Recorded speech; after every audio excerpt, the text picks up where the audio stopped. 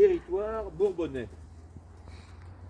Et plus largement à la résistance nationale, lorsqu'on fait des commémorations, comme celle qu'on va faire le 27 mai prochain, journée nationale de la résistance, on livre généralement de grands noms. Et vous en connaissez. Le terme de résistance, il fait écho à quel personnage dans votre esprit? Jean Moulin, qui donc encore? De Gaulle, qui donc encore? S'il y a des canatois là, sur le mur du château du musée, qu'est-ce qu'on a comme plaque à poser? C'est Étienne de Bois-Lambert. Et puis on en a comme ça des grandes figures de la résistance. Alors, sans, vous m'entendez bien, sans enlever la moindre graine de mérite à tous ces grands noms de la résistance, il faut bien avoir conscience qu'ils n'auraient rien fait de tout ce qu'ils ont fait sans les milliers et les dizaines de milliers d'autres, anonymes, petites gens, qui ont fait que la résistance était en France un phénomène populaire, un phénomène qui touchait la société française dans sa profondeur. Pour bien le comprendre, il faut remonter en des temps plus anciens. Peut-être dans vos cours d'histoire avez-vous entendu parfois le slogan qui était assez courant dans les années 30 en France, d'une extrême droite factieuse qui disait plutôt Hitler que le Front populaire. Dans cette période, l'opinion était partagée. Et ce n'est pas par hasard que le maréchal Pétain a pu être à la tête de l'État français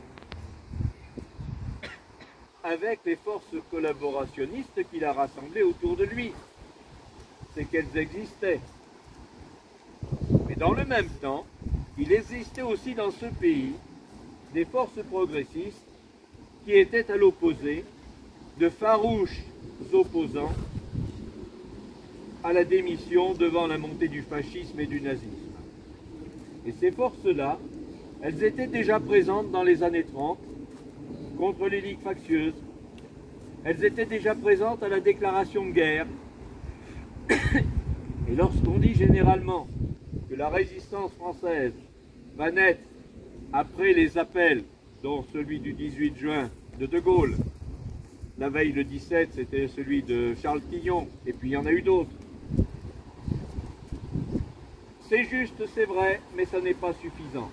Dans la tête des Français, résister existait déjà en germe. Et la résistance qui est montée en puissance de 1940 à 1941, quand on a eu en 40 les lois contre les Juifs, vous imaginez bien que tous les patriotes français attachés à la démocratie, à la tolérance, trouvaient cela insupportable. Donc on avait là les germes d'une désobéissance. Si je vous ai dit qu'au camp des textiles tout à l'heure, on attendait 400 juifs raflés, et que finalement, il y en a une bonne partie qui n'est pas arrivée, puisqu'on en a rassemblé ici guère que 120 ou 140.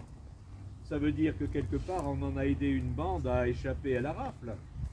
C'était déjà de la résistance. De la même façon, quand on parle du 6 janvier 43, mais ce qui se passait en 42 aussi, parce que dans les usines, distribution, crack, propagande, tout cela existait, eh bien, on avait là les germes de cette résistance. Lorsque les ouvriers molusonnais, qui ont échappé au départ en Allemagne avec le train du 6 janvier, ont été accueillis par les paysans de la région de Treban et Meillard, c'est bien que là-bas, on avait dans cette paysannerie, eh bien, des gens qui étaient tout à fait acquis à la cause de la résistance, qui avaient déjà ramassé dans les fossés les armes laissées dans la débâcle par l'armée française en déroute. Donc, vous voyez, c'est ce tissu-là qui a fait qu'un jour Jean Moulin a pu faire ce qu'il a fait. Si tous ces petits morceaux de résistance, si tous ces gens qu'on pourrait croire insignifiants n'avaient pas existé précédemment, à aucun moment, le travail de Jean Moulin n'aurait été possible. Il a unifié des mouvements de résistance, dit-on dans le livre. Et c'est souvent la seule chose qu'on en retient. Mais encore faut-il savoir que pour qu'il les unifie, il fallait que ces mouvements-là existent. Les 8 mouvements de résistance, que je ne vous citerai pas parce que je crains de faire une petite erreur dans l'intitulé des mouvements, les 6 partis politiques, les 2 mouvements syndicaux qu'il a rassemblés, ce sont des organes de la résistance qui préexistaient à son action. Donc, dès qu'on parle de résistance, oubliez l'image des personnages emblématiques qui seraient tout seuls ici comme un monument au milieu du désert. Imaginez qu'il s'agit du résultat d'un mouvement qui venait du fond du peuple de France, d'une partie de ce peuple qui ne supportait pas le fascisme. Et puis la dernière chose que je voulais vous signifier par rapport à cet événement-là, c'est que, je reprends l'exemple de Jean Moulin, qui fédère tous ces mouvements, qui les met autour de la table, rue du Four, le 27 mai 1943, et qui va livrer, ça doit être le 15 mars 1944, je crois, le texte du programme du Conseil national de la résistance.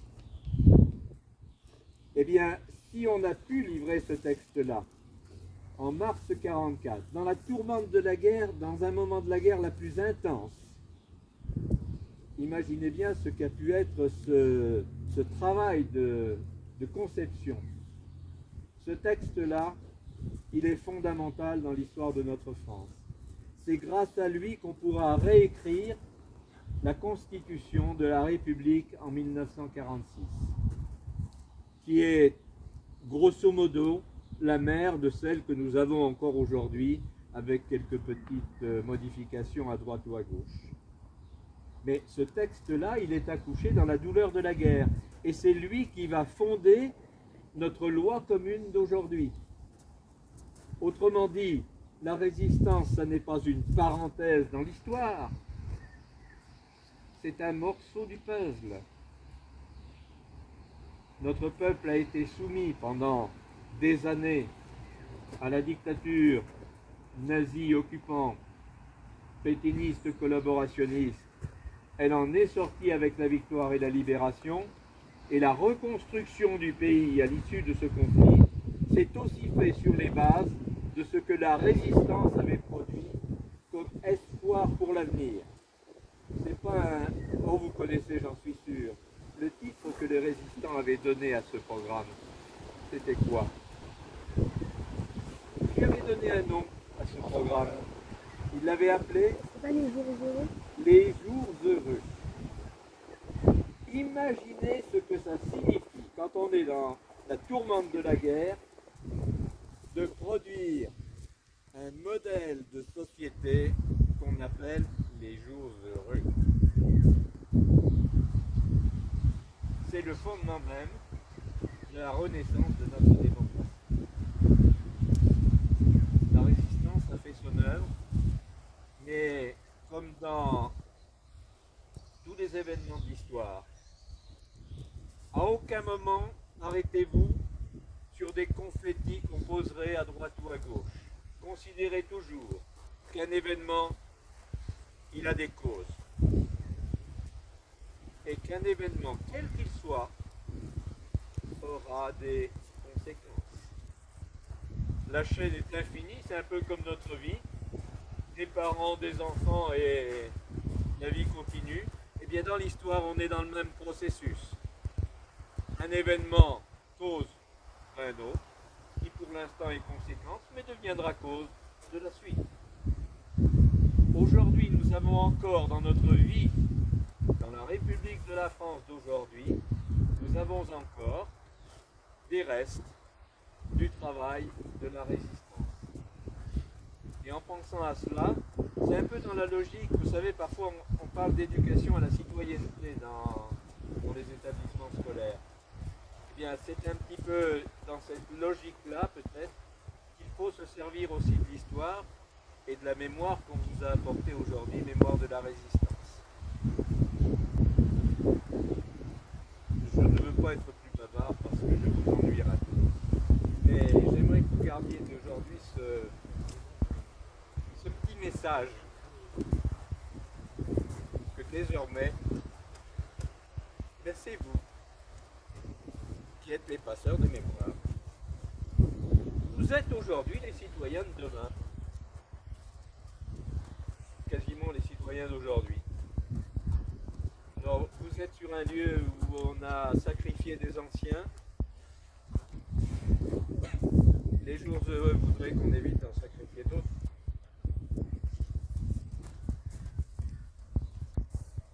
Quel était, d'après vous, le but ultime de la résistance? L'objectif essentiel de l'action des résistants, c'était quoi? Qu'est-ce qu'ils recherchaient? La liberté. La liberté. La paix. Les résistants n'étaient pas des soldats, même s'ils étaient armés, même s'il y a eu quelques soldats dans la résistance. Les résistants, c'était le peuple de France. Ils ont fait la guerre à la guerre. Et quand on fait la guerre à la guerre, on gagne tout simplement la paix. C'est peut-être ça les jours heureux, non?